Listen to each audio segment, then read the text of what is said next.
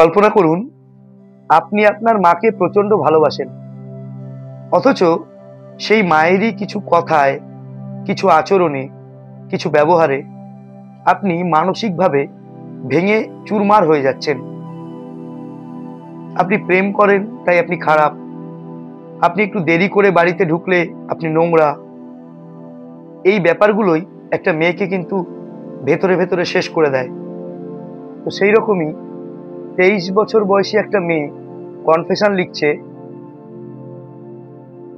আমাকে একটু বলুন না টক্সিক বাড়িতে বেঁচে থাকার উপায়। আমি দিন দিন ভেঙে পড়ছি, কারণটা আমার মা। সত্যি মা একজন খুব ভালো মানুষ, ওনার মতো মানুষ হয় না। কিন্তু কিছু কিছু ঘটনা এবং বারবার একই মানসিক চাপ আমি আর নিতে পারছি না। কয়েকটা বলি। প্রথমত, আমার একজনের সাথে সম্পর্ক আছে, আমার মা জানে এবং ভালোভাবে মেনে নিয়েছে। কিন্তু ধরুন কোথাও ঘুরতে গেলাম তার সঙ্গে, আর বাড়ি ফিরতে 10-15 মিনিট দেরি হয়ে গেল, তাহলেই অসম্ভব অশান্তি করে। শুধু দেরি না, আজ অব্দি যতদিন ওর সঙ্গে বেরিয়েছি রোজ বাড়ি এসেই খুব অশান্তি হয়। কয়েকটা দিন শুধু হয়নি। কিন্তু এরকম না যে আমার মায়ের ওকে পছন্দ না। আমি আর মা এক ঘরে থাকি, রোজ যতক্ষণ আমি ফোনে তার সঙ্গে কথা বলি আমার মা বসে থাকেন, পরেও জিজ্ঞাসা করে কি বলল। এবার ধরুন মা অন্য ঘরে যাওয়ার পরেও 5 মিনিট আমি কথা বললাম, ব্যাস অশান্তি শুরু। আমি নাকি খুব নোংরা, খুব পেকেছি, ইশারাতে খারাপ কথা বলি, তাই মায়ের সামনে কথা বলতে পারি না, এসব বলবে। ছেলেটা প্রায়ই আমার মায়ের খোঁজ নেয়। তার মায়ের শরীর খারাপ বলে আমি একদিন ফোন করেছিলাম, তাতেও মায়ের সমস্যা। কিন্তু এরকম না যে মা ওকে পছন্দ করে না। ছেলেটার মা একদিন আমাদের বাড়িতে এসেছিল, ব্যাস যাওয়ার পর থেকে মায়ের তাকে নিয়ে নিন্দে শুরু। আমি কিছু বললেই বলে, দাঁড়া তোকে কি করে আমিও দেখব, আগে সম্পর্কটা তো টিকুক, কতদিন টেকে দেখি, যা নয় তাই কথা বলবে, আরো অনেক কিছু। ছেলেটির মা 4 বছর পর বিয়ের কথা বলেছে। আমার মায়ের তাই শুনে আমাকে বলে, নে এখনো ওর কথা শুনে নাচ, বিয়ে করে নে। আবার পরে মাঝে মাঝে মা নিজেই বলবে 3-4 বছরের মধ্যে তোর বিয়ে দিয়ে দেবো, সবকিছুর একটা বয়স হয়।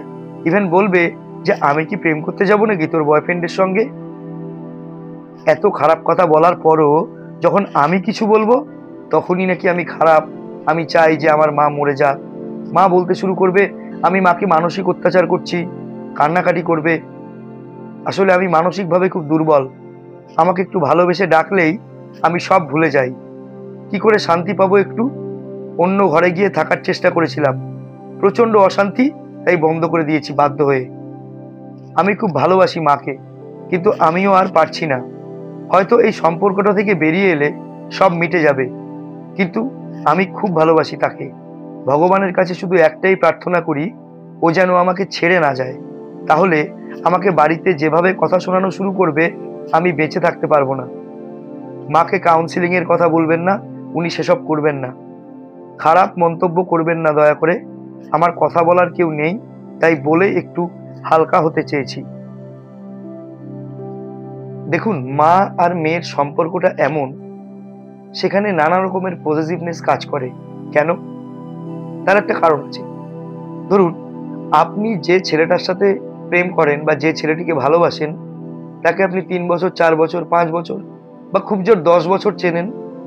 তাহলে এই 10 বছর চেনার সূত্রে আপনার সামান্য কোনো এদিক ওদিকে সেই ছেলেটা যদি পজিটিভনেস দেখাতে পারে, সে যদি আপনার উপর রাগ করতে পারে, অভিমান করতে পারে। আপনার মা তো আপনাকে 10 মাস 10 দিন গর্ভে ধরেছেন, তার ব্রেস্ট ফিট করিয়ে আপনাকে বড় করেছেন। তো আপনার কোনো রকম এদিক ওদিক দেখলে আপনার মা যদি পজিটিভ হন, তাহলে আপনিও রাগ করবেন মায়ের সাথে সাথে? তার তো বয়স হয়েছে, আপনাকে বড় করেছে। চারিদিকে যা চলছে, সমাজটার যা অবস্থা, আজ অভয়াকাণ্ড, কাল এই, পরশুদিন গ্যাংরেপ, তারপরের দিন শ্লীলতাহানি, এটা ছাড়া আর কিছু তো চলছে না চারিদিকে। তো একজন মা হিসেবে তার মেয়েকে নিয়ে যদি একটু এক্সট্রা চিন্তা করেই থাকেন, তিনি কি খুব অন্যায় করেছেন? দেখুন আমরা না দাঁত থাকতে দাঁতের মর্ম বুঝি না। তাই যারা এই সমস্যাটা প্রতিদিন ফেস করছেন তাদের হয়তো মনে হতে পারে যে আপনাদের ফ্যামিলিটা টক্সিক বা আপনার মা টক্সিক হয়ে উঠছেন, কিন্তু না, আসল ব্যাপারটা কিন্তু তা নয়। আর এইটা ব্যাপারটা ঠিক করার জন্য, এই ধরনের অশান্তি থেকে মুক্তি পাওয়ার জন্য কোনো কাউন্সিলর, কোনো ডাক্তারের দরকার নেই। তার কারণ আপনি বা আপনার মা কেউ পাগল নন, কারুর কোনো মেন্টাল সমস্যা নেই। এটা একটা দৈনিক ব্যাপার, এটা রোজকার ব্যাপার। চারপাশের সিচুয়েশন দেখে আপনার মা টেনশন করছেন, যেটা ভীষণ স্বাভাবিক।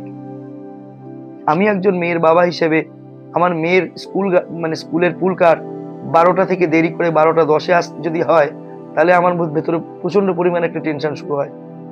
আমার তো ছোট বাচ্চা মেয়ে, আর আপনি একজন 23, 24, 25 বছরের মেয়ে হয়ে মায়ের উপর অভিমান করছেন। এটা সমাধান করার জন্য খুব সহজ রাস্তা আছে। মায়ের সাথে কথা বলুন। মায়ের যখন মুড ভালো থাকবে তখন তাকে বলুন, খুব পোলাইটলি বলুন যে, মা, আমি কি তোমার ক্ষতি হয় এমন কোনো কাজ করতে পারি? আমি তো তোমার পেটে জন্মেছি। তো আমি কি চাইবো যে আমার কোনো কাজের জন্য বা আমার কোনো পদক্ষেপের জন্য তোমাদের মান সম্মান যাক, বা তোমাদের মুখ পুরুক, বা আমাদের সমাজে লোকে অন্যভাবে দেখুক? তুমি কেন খামোখা দুশ্চিন্তা করছো? আপনার ভালোবাসাও যতটা ইম্পর্টেন্ট, আপনার মাও কিন্তু আপনার জীবনে ঠিক ততটাই গুরুত্বপূর্ণ। আপনি যতদিন না মা হচ্ছেন, ততদিন এই ফিলিংসটা আপনার পক্ষে বোঝা পসিবল না। হয়তো এমনও হতে পারে আপনার মা যেসব কারণে আপনার উপর রাগ দেখাচ্ছে, আপনি আপনার মেয়ের সময়তে তার থেকে অনেক ছোট ইস্যুতে অনেক বেশি রাগ দেখাচ্ছেন। হতেই পারে। এই বাস্তবটা বোঝার চেষ্টা করুন।